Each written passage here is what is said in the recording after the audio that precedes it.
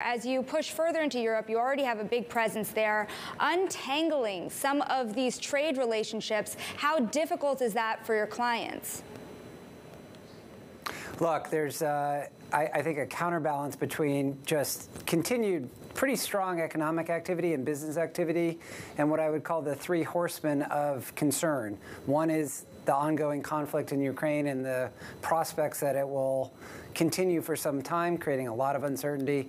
The second is the next wave of COVID, and especially what's happening in China on that front. And the third is the inflation dynamic. So you've got this interplay with some underlying momentum, but three forces that are weighing in the other direction. Yeah, three forces that make it very challenging to find growth anywhere, and really people are very worried about a recession over there in Europe as well. How are your clients pivoting? Are they pulling out? Are they needing to revise their supply chains? Are they able to find credit anywhere?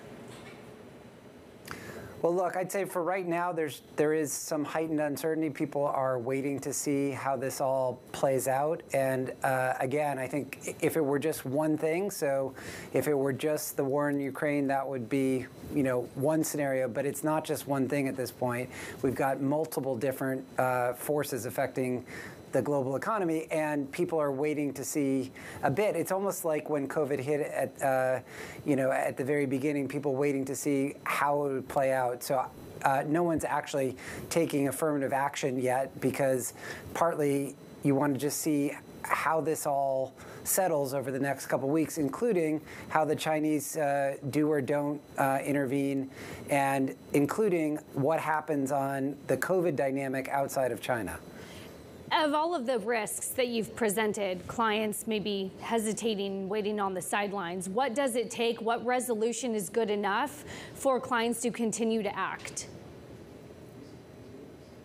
Well, I think there's a point at which, even if this uncertainty continues, you just embrace the uncertainty and keep focused on the underlying business. I'm not sure we're fully there yet, in part because the situation's evolving so rapidly. So, for example, hypothetically, if Ukraine were to settle down into an ongoing battle, but with a little bit more certainty about the contours of that, as opposed to the just significant uncertainty about, will there be an end soon? Will there be an escalation?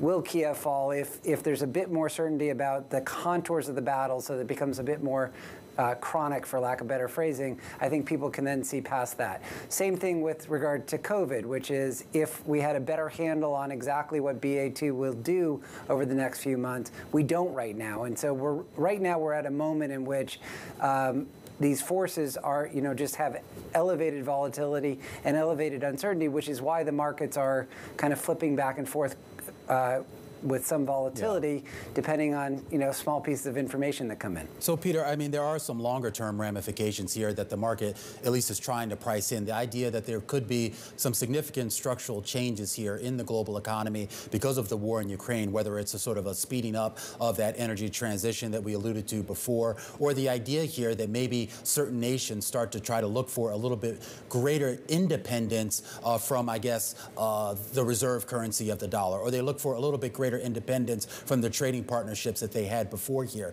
Is that something that's being discussed amongst your folks there and with your clients?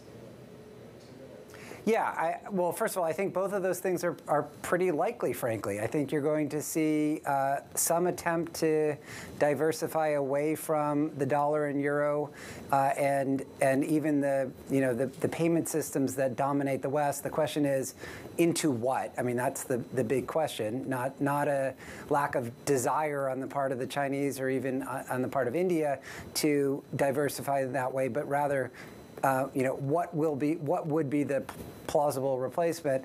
And then with regard to the energy transition, I think it's pretty clear that Europe is going to be shifting its sources of energy over the next several years to several decades, not only because of the net zero objectives, but also because of the need to move away from Russian imports. Peter, I want to bring this back home, back to what had happened here with the Fed and the rate hikes. I'm wondering what you're seeing here in terms of what this means for the economy and any hiccups that your clients, investors might see along the way.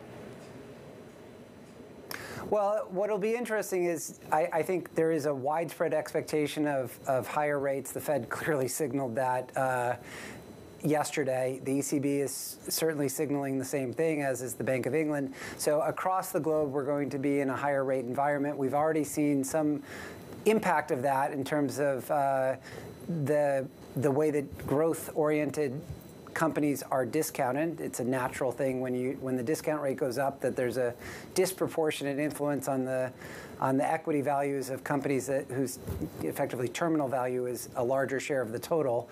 I don't think that there's anything that's really changed, except that the supply chain problems that have been causing a significant amount of the inflation are likely to continue. You can't shut down Shenzhen for a week and not think that it will have ongoing effects on the supply chain. And just to focus on that for a second, the COVID situation in China, I think, is very challenging, because either we're going to see continued shutdowns of key cities like is occurring now, or the Chinese will let up on the no COVID policy, in which case you're likely to see a public health emergency in that country.